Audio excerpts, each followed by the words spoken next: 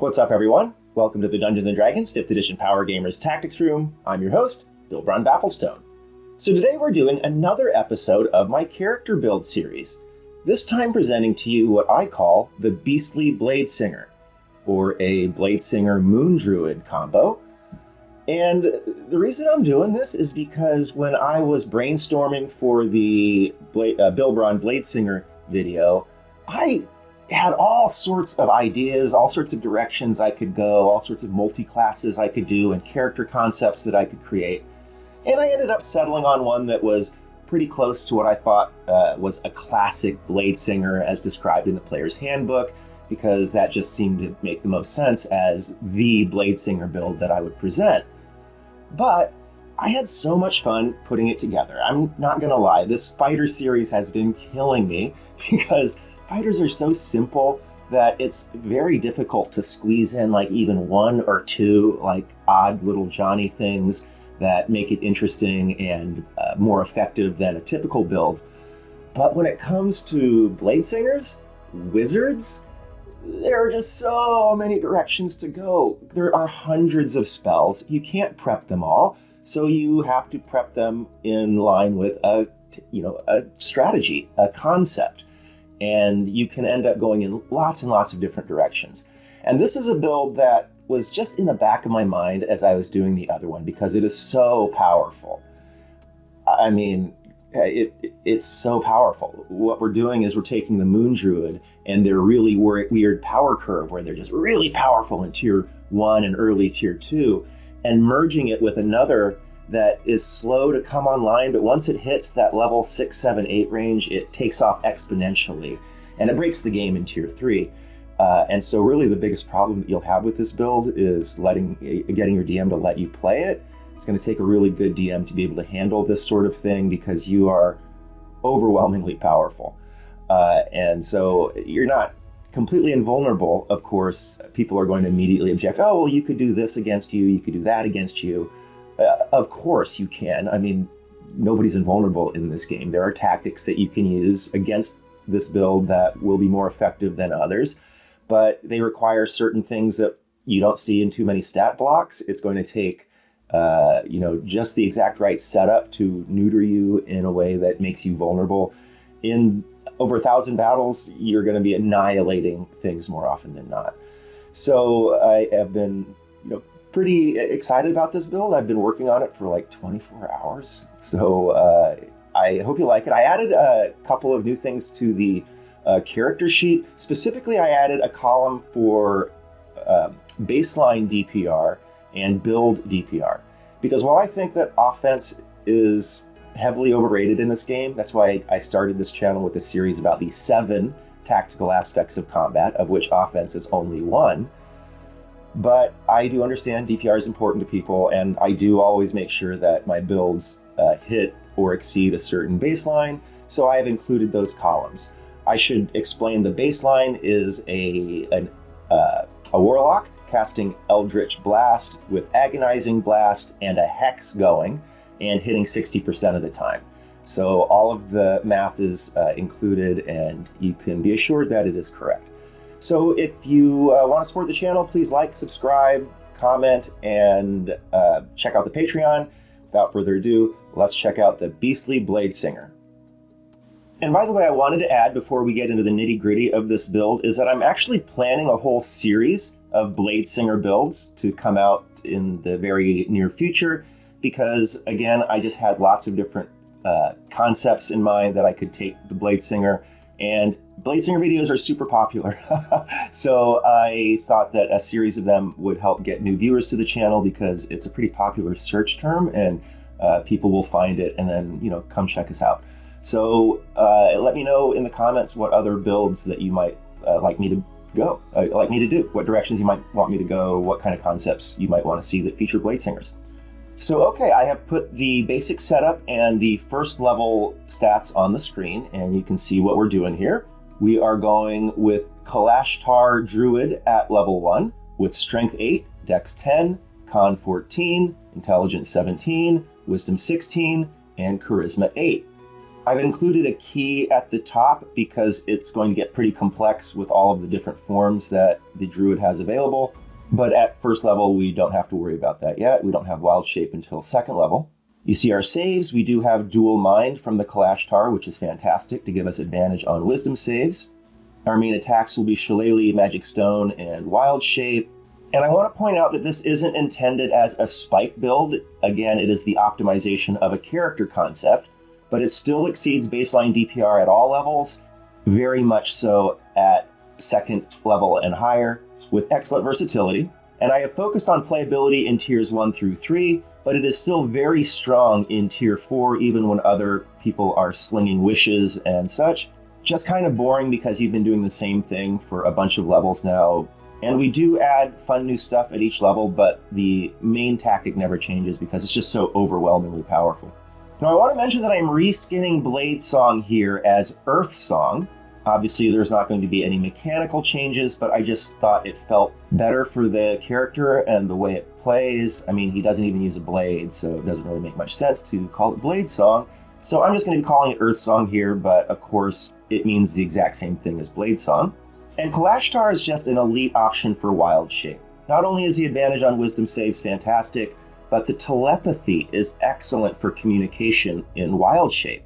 And the Kalashtar version is superior to that of the Ghostwise Halfling and the Verdan, who are the other two races that have telepathic communication, because those require you to share a common language, whereas the Kalashtar telepathy is more in line with regular telepathy, where they only need to know a language. And so it is effectively an always-on tongues, which is very, very appealing to me. That offers massive benefits in the interaction phase.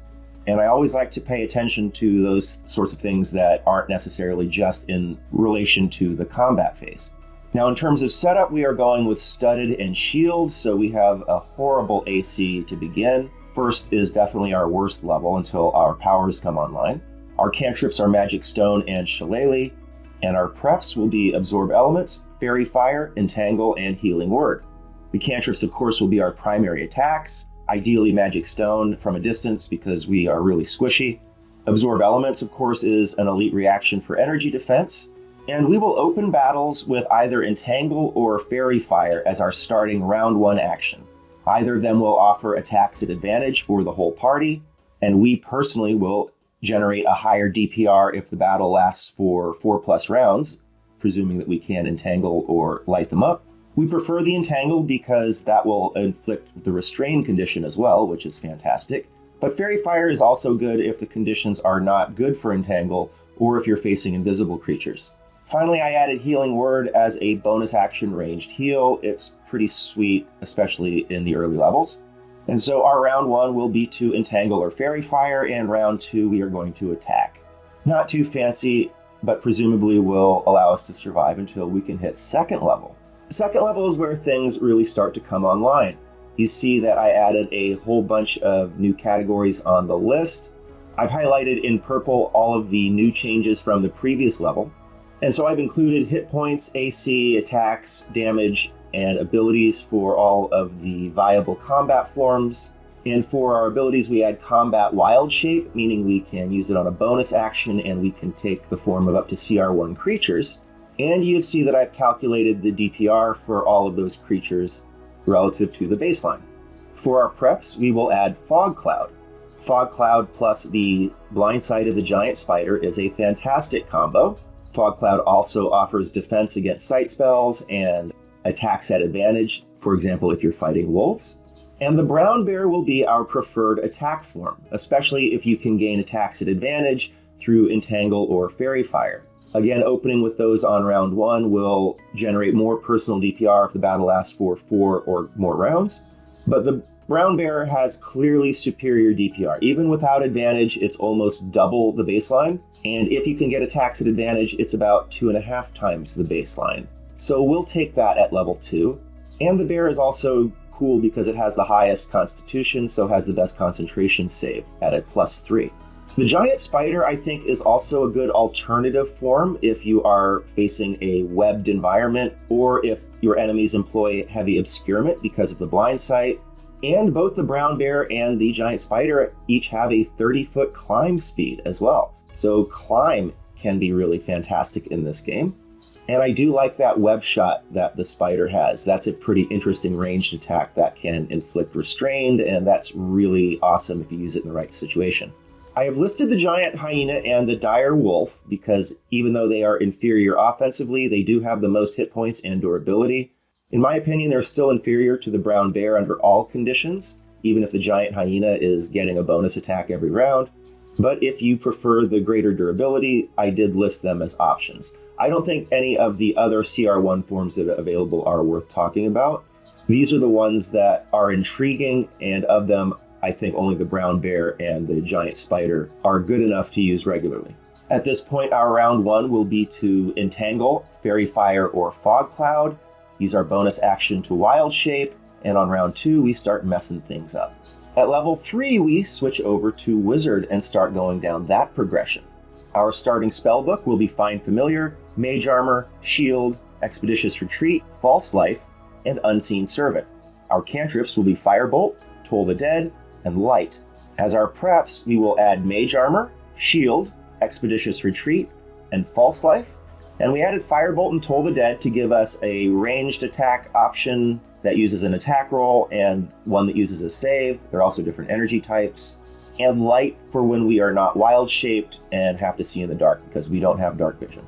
For Find Familiar, we'll add the Owl for the Flyby Help action and its typical defensive uses. See my Advanced Familiar Tactics deep dive video for more information about that.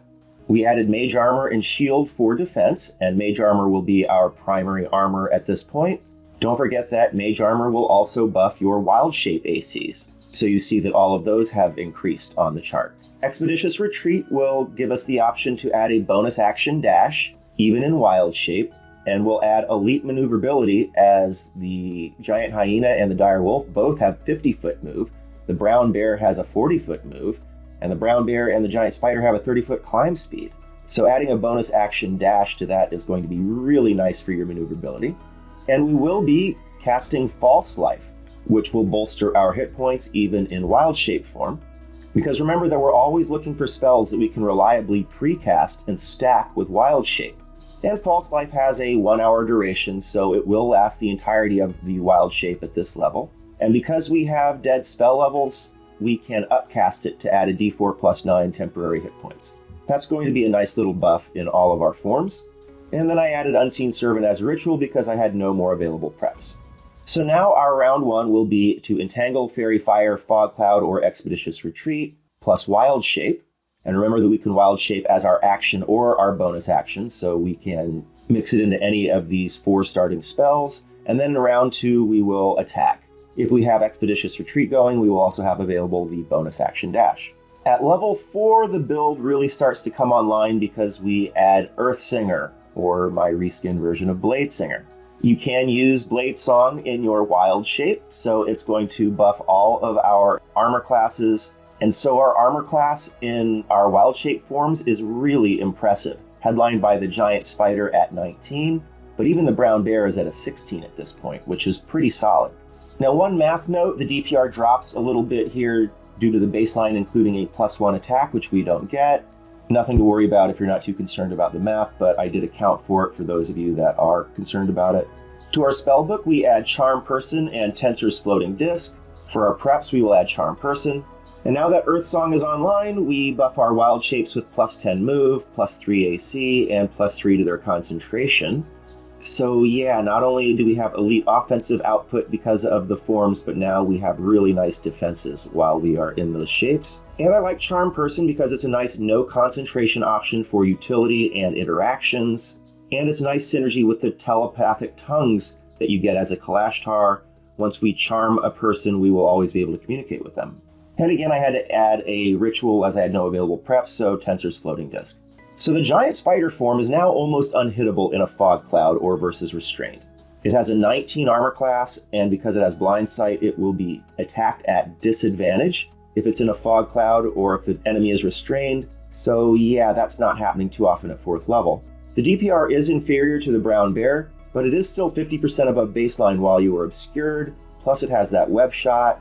So if you have the fog cloud active, or any of your party members do, Giant Spider is going to be your preferred attack form. Otherwise, you are sticking with the Brown Bear. So now our round 1 will be Entangle, Fairy Fire, Fog Cloud, Expeditious Retreat, plus Earth Song. And then round 2 will be Wild Shape and Attack. Remember that Earth Song requires a bonus action, so we're always going to have to put off attacking until round 2, and we'll use round 1 to buff our Wild Shape form. We move into Tier 2 as we get to level 5, and we add another level of BeastSinger. We swap our cantrips around to add Booming Blade and Drop Light, and to our spellbook we will add Dragon's Breath and Web. We will also prep both of them and drop Charm Person. And Dragon's Breath is going to bump our DPR to stay well above baseline. We're going to upcast it at 3rd level so it does 46 damage. And we are going to assume that it affects 2 targets because it's a cone AoE and that only one makes the save. But that's going to add 21 or so damage to our DPR.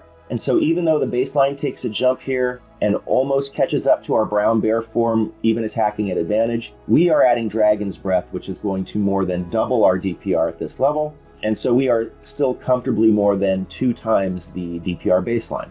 Web is nice to combo with the Giant Spider's Web Walker ability. There's some redundancy with Entangle, but there are no use conditions and good synergy. After all, if you throw a web out there, the Giant Spider is going to completely ignore it and be able to walk right up to enemies and mess them up. So our round 1 is now going to be Wild Shape plus Dragon's Breath, or another concentration spell, but now that Dragon's Breath is online, that is our number 1 option. And then on round 2, we will Earth Song and attack, and our familiar will continue to attack with Dragon's Breath. Remember that the familiar can also attack with Dragon's Breath on the first round, so we are doing damage from round 1 at this point. At level 6, we add to our spell book Invisibility and False Life through the Shadow Touched feat, and Mirror Image and Darkness as our level ups. So for our preps, we will add Invisibility and False Life from the feat, we will prep Mirror Image and Darkness, and we bring back Charm Person because we can stop prepping False Life through our spellbook and now keep it through the feat. Shadow Touched will add +1 to our intelligence, bringing it up to 18, which I consider to be better than Fey Touched because you can't cast Misty Step in Wild Shape, but you can cast Invisible and then enter your Wild Shape. It's really nice for utility and stealthiness, especially if you combine it with the Giant Spider, which has a +7 on its stealth roll. And again, the 1 hour duration is going to match that of your Wild Shape, so nice synergy there. We added Mirror Image as a no concentration defense that we can use even when Wild Shaped, but we're only going to use it when we can precast it before initiating an attack. If we are attacked, then it's better action economy to forget about that and just start messing things up. And obviously we're not going to use Mirror Image when we are deploying Heavy Obscurement because it's just not going to work. Finally, we are adding Darkness to add mobility to our Fog Cloud. We are keeping both. Sometimes the Fog Cloud is just as good and it's only a 1st level spell. And so our round 1 is now going to be Wild Shape plus either Dragon's Breath or Darkness, or whatever other concentration spell you want. And then round 2, Earth Song plus attack plus Dragon's Breath if cast. Pretty much the same as before. Level 7 is where we start to go with a different tactic that's going to supplement what we already do as wild-shaped BladeSingers. That's going to blow up in just a couple of levels. But we're planting the seeds now. We add a cantrip, so we bring back light.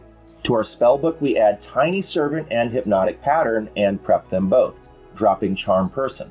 And now Tiny Servant comes online. We have dead 4th level slots, so we will use that slot to cast Tiny Servant for 3 of them. And at this point, we will always have at least 3, but we are going to have many more as we level up. And they will have standing orders to slam attack any creature that I'm fighting. That means they are going to engage my enemies without me having to expend an action or a bonus action to make it happen. It offers elite action economy. I pay a lot of attention to action economy in my builds. If you think I have clogged, you might want to look again. So don't forget we can cast Magic Stone, so the Tiny Servant ×3 plus Magic Stone combo is now online. It buffs our range attack up to 3d6 plus 9. And don't forget to always make your Tiny Servants out of silver in case you fight devils or lycanthropes. You will get a little bit of a benefit from them, so absolutely no reason not to, but don't forget they can be super tiny, they can be as small as silver coins, and you're going to want to make them small because you want to be able to carry them easily. But for role-playing purposes, I would totally use pieces of silver the size of coins, but give them shapes of different beasts and stuff. That has a way more role-playing synergy with the character. Now at this point, Darkness and the Giant Spider form is an even better option because Tiny Servants also have Blind Sight. And this is, to be honest, soon going to be our primary attack combo. Not quite yet because the Brown Bear is still better numerically, but it's really close. We added Hypnotic Pattern as it's an elite round 1 control option. It's one of the most powerful spells in the game under the right conditions. And so now our round 1 will be Wild Shape plus Dragon's Breath, Darkness, or Hypnotic Pattern plus our Tiny Servants leaping to the attack. And then in round 2 we will do our Earth Song and attack ourselves, plus Dragon's Breath if we have it going, and our Tiny Servants will attack again. At level 8 we add Extra Attack, which is really nice for this build. Note that again our DPR drops because of the baseline including a +1 attack that we don't get, but adding this extra attack more than makes up for that. The Brown Bear at this point now becomes obsolete as it already has multi-attack, and that's why it's been killing for us levels 1 through 7, but now that the other forms get an additional attack through extra attack, it just doesn't keep up. To our spellbook we add Sleet Storm and Tiny Hut, and we will prep Sleet Storm. We had to add a ritual as we had no available preps, and of course everyone loves Tiny Hut. And we are now upcasting both of our 4th level slots for 6 Tiny Servants. We can see that these 6 Tiny Servants are adding significantly to our DPR per round, and so we are maintaining our comfortable twice or more level of DPR compared to baseline, but it's about to get crazy here, folks. Darkness will now occupy our Plan A concentration for the rest of our career. The synergies are just too strong with our forms and with our Tiny Servants, so make sure the party synergizes with you.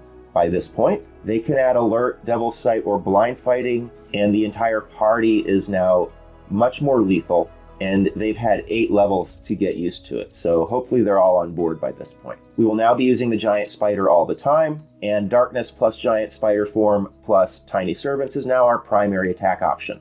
Offensively, the DPR is just super high. With the Giant Spider and Tiny Servants having Blind Sight, you see the number, and defensively we are almost unhittable. We have an AC of 20 and we are attacked at disadvantage, so good luck with that. Dragon's Breath at this point is more of a situational option as opposed to a main attack, so it is pretty much retired.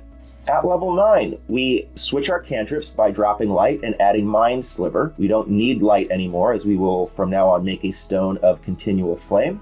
And for our preps, we will add Pass Without Trace because we're back to adding Moon Druid levels. Now that we've got extra attack, now we want to get some better forms. We are now upcasting our 5th level slot and all 3 4th level slots to get 14 Tiny Servants. As you can see, the DPR from the Tiny Servants is starting to get a little crazy. We are now doing almost 85 damage per round versus a baseline of 17.7, so about 5 times the baseline.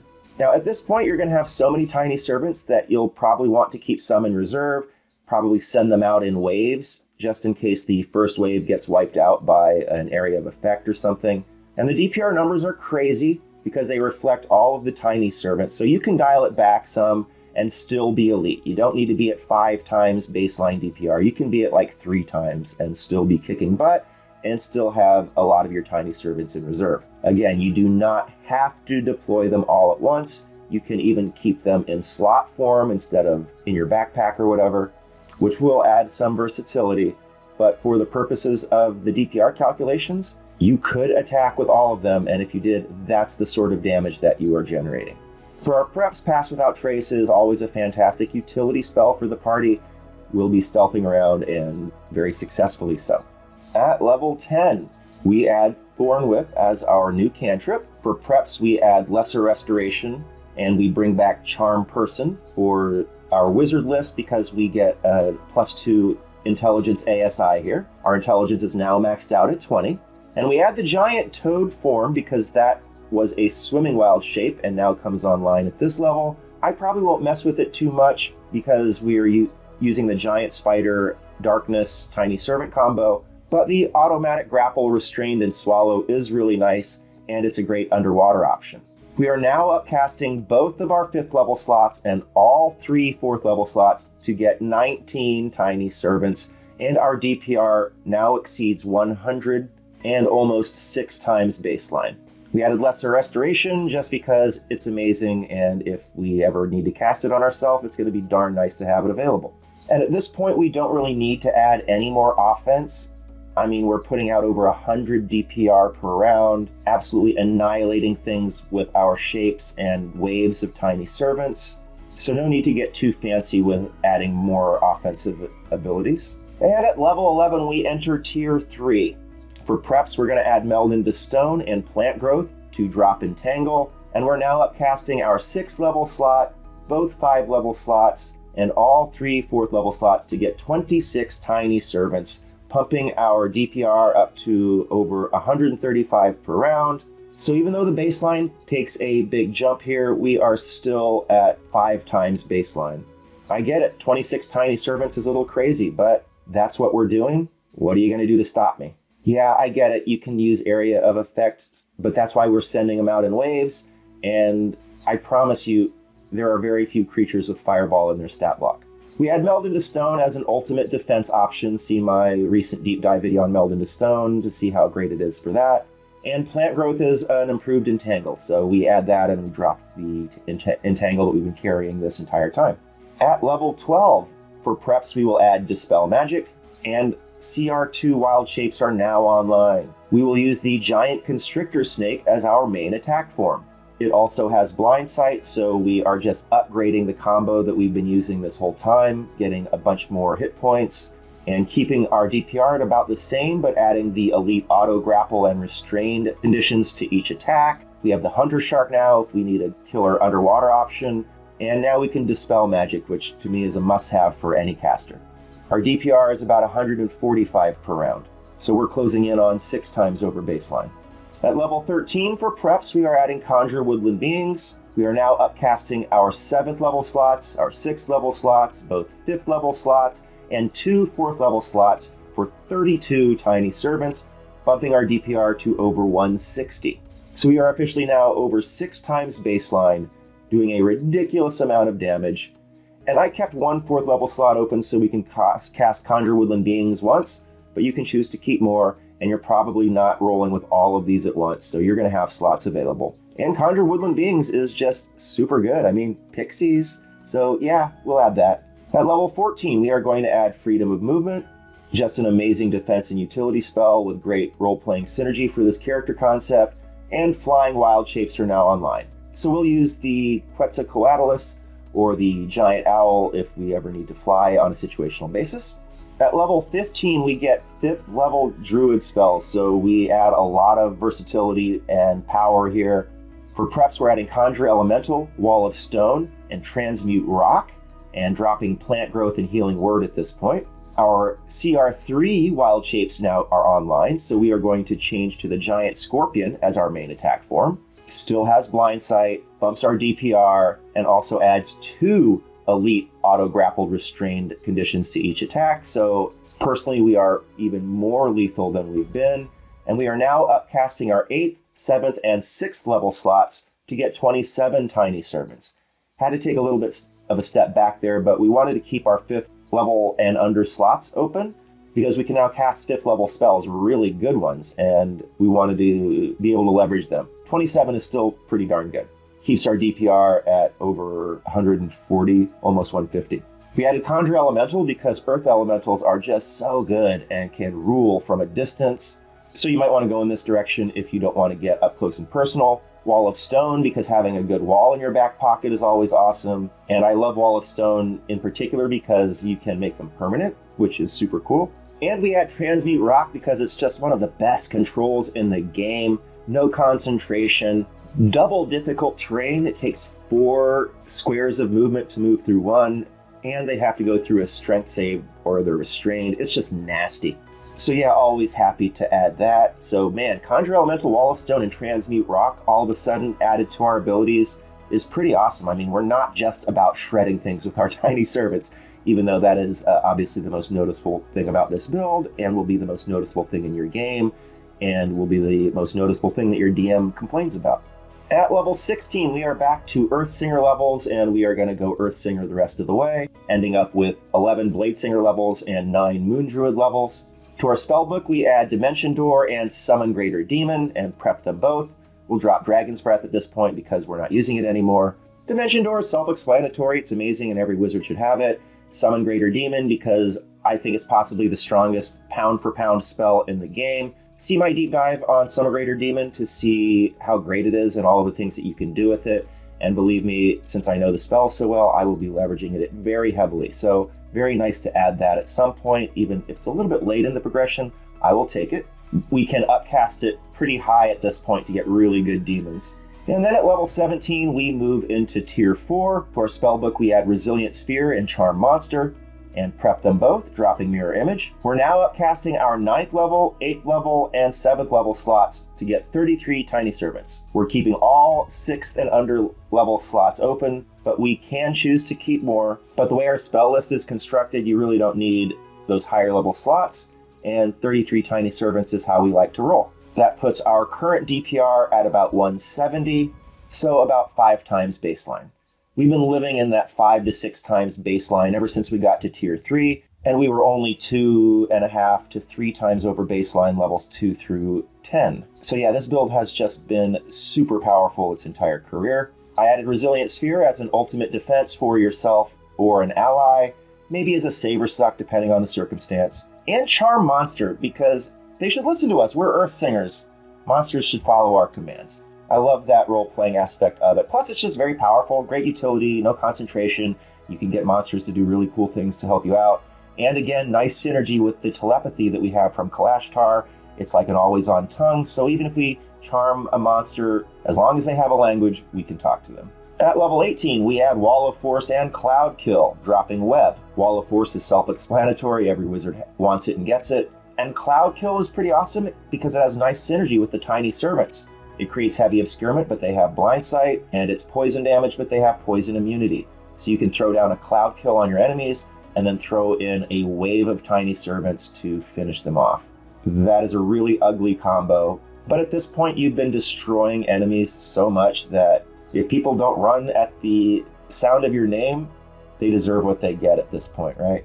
At level 19, we add Song of Defense, and to our spell book, we add Legend Lore and Rary's Telepathic Bond, and we prep Legend Lore. Legend Lore is just an elite intel spell. Few carry it, but if you do have it, you just know everything, and that's how I like it. And I think it has nice role-playing synergy with the Earthsinger character concept. You know, the Earth has just been helping this guy out the entire time.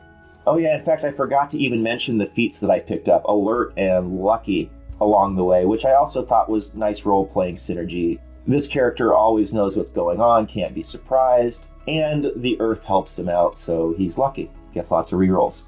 Now, I added Rary's because I needed a ritual and I had no available preps, but Rary's Telepathic Bond is awesome role-playing synergy with the Kalashtar. We're all about telepathy, so I really like that. And yeah, Song of Defense is online, but it doesn't really add anything because it's totally redundant with the improved Combat Wild Shape, which already lets you spend spell slots to reduce damage, so not much of a bump there. And then finally we get to level 20 Earthsinger and we add Contingency and Create Homunculus. These are our capstone abilities, and I'll take it because this character concept wasn't about getting Wish and Simulacrum and True Polymorph and all of that. This was about shredding people your entire career with your wild shapes and your tiny servants. For preps, we'll add Web because we don't need to prep either of the 6 level spells that we took. Our contingency will be freedom of movement whenever our move is impeded. See my contingency deep dive video about that for more information about why I think that's such a good one and some of the other alternatives that you might want to consider. And create Homunculus because we just love our helpers. We've had a familiar and tiny servants and a few summon spells this whole time. And the Homunculus is fantastic with that unlimited telepathic range. Right? Telepathy again, so good role playing, and it's just great utility. Much greater range than familiars, which is pretty short, and you don't have to worry about that at all with the Homunculus since it has unlimited telepathic range. And we are now casting our 9th, 8th, and 7th level slots to get 42 Tiny Servants, keeping all 6th and under level slots open, but you can choose to keep more. But rolling with 42 Tiny Servants gives us a total DPR of 211, so a little bit over 6 times baseline. So that's it. That is the character concept of the beastly BladeSinger that I had in mind as I was brainstorming BladeSinger concepts. It is super lethal. I mean, once you hit level 2, your DPR just bumps way over baseline, and then you just stay there your entire career. Once you get into tier 3, it's consistently 5 to 6 times the baseline damage. Now, again, it's built around all these tiny servants. You're probably not going to actually attack a single creature with all of them in a round. You're going to send out waves. You're going to spread them around. People will be attacking them and killing them. There's tactics involved. It's not a complete, overwhelming, can't ever lose, no defense against it whatsoever kind of a tactic. But as a main gig, it's lethal, right? I was really kind of engaged with this concept as I was building the previous one, and so I wanted to take it out to its fullest extent.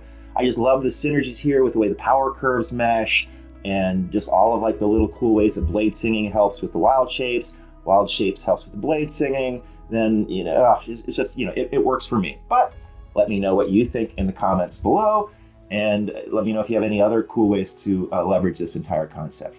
Regardless, thank you so much for watching. This has been the Dungeons & Dragons 5th Edition Power Gamers Tactics Room. I'm your host, Bilbron BeastSinger. See you next time.